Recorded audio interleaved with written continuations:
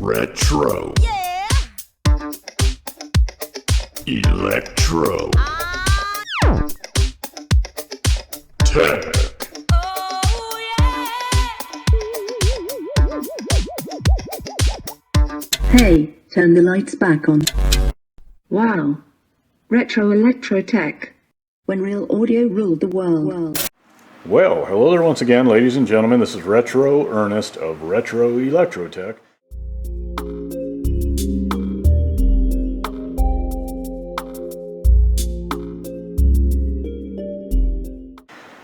And I wanted to chime back in on this Pioneer SX1010. I'm in the power supply board wrap-up phase. Everything is looking good. So I'm just going to go down the list real quick as to what I did thus far as the power supply board is concerned. Of course, I checked resistor tolerances, and they all checked out good, within tolerance, within spec. Even near the hot zone on the board, remember I pointed out the discoloration on the other side of the board, common to these SX1010s. These power supply boards get pretty hot, or the components on the board, some of the components get pretty hot. So yeah, looking good. And the transistor junctions were tested. They did just fine in diode check mode. Yes, that's a limited go, no-go kind of test, but at this point I just wanted to look for any shorted or open junctions primarily. Now if during my final voltage checks, if something looks out of the ordinary, well then of course I'll address it. I should also mention in regard to transistors that fresh heatsink compound was applied between the transistor to heatsink surface areas, so that was wrapped up as well. All the diodes on the board tested fine.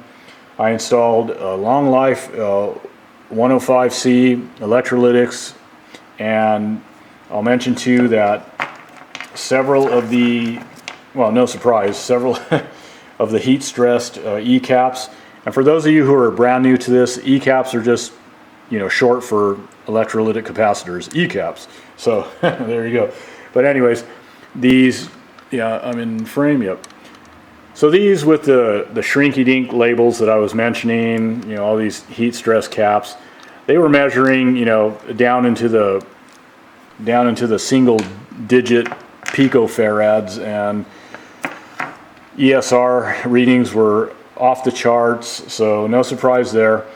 So anyways, of course we're looking at the back of the board.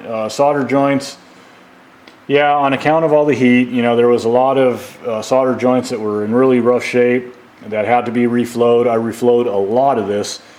So for the newer folks learning this stuff, spend the time and really focus on connection issues or potential connection issues brought about by skanky solder joints. Just keep in mind that not all bad solder joints are obviously bad in appearance, so check for very subtle micro cracking, again, the not so obvious stuff. Lastly, on this topic of solder joints, practice keeping solder joints nice and uniform, in comparison to the other properly executed solder joints. They should be clean and conical. You'll notice that, during my recap, or any component that I install, I'm always very conscientious about that. So where a single lead, pops through a through hole, the solder joint should be clean, conical, uniform. Now, of course, there's some areas here where you have multiple leads sharing one pad that are, popping through one pad.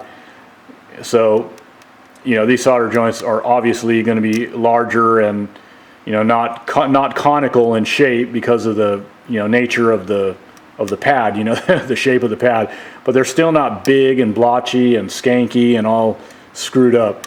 So, everything just about on this board has been reflowed and all that. So just be aware of that as far as, practice if you're brand new to this stuff. Some of you techs out there that might be tuning into this, you veterans, you already know this stuff, but this is geared toward the newer cats. So there you go. Okay, now a quick look at the top side. So again, for the new guys, as I mentioned a moment ago, I recapped the board here as you can see, but this little section here is not about the recapping per se. It's about the quality of work in terms of, mounting components nice and straight, and keeping the boards nice and clean, cleaning the boards, just doing good sound work. So that's what I want to emphasize and encourage you new guys and gals to focus on and strive for. So another thing too is that I'm not just doing this for the camera. I can care less about that. I do this whether I'm on camera, off camera. It just so happens that we're living in the age of videos and promoting business on camera and doing videos and all that stuff. So that's why I'm doing it. But I do a lot of work off camera. A good majority of my work is off camera, and again, same standards across the board. So yes, most parts, as we know, will function just fine mounted somewhat cattywampus if that's the way a person wants to mount parts. But in short and in closing out the section, I'm not going to promote or otherwise encourage that standard of workmanship here. Now, when this equipment was mass produced, the manufacturers were moving and grooving, so of course, not all parts were mounted to standards of aesthetic perfection. I get it. But it's a different story in this situation, working on one piece of equipment at a time in more of a restorative / preservation capacity. So that's really what I wanted to say, because that's the point I'm driving home here is workmanship, as I pointed out, pretty much across the board. So anyways, guys, I'm going to end it here. As I always say, peace, love, music, and the vintage audio that brings it to your ears. Till next time, y'all take care. This has been a Spinning Head production.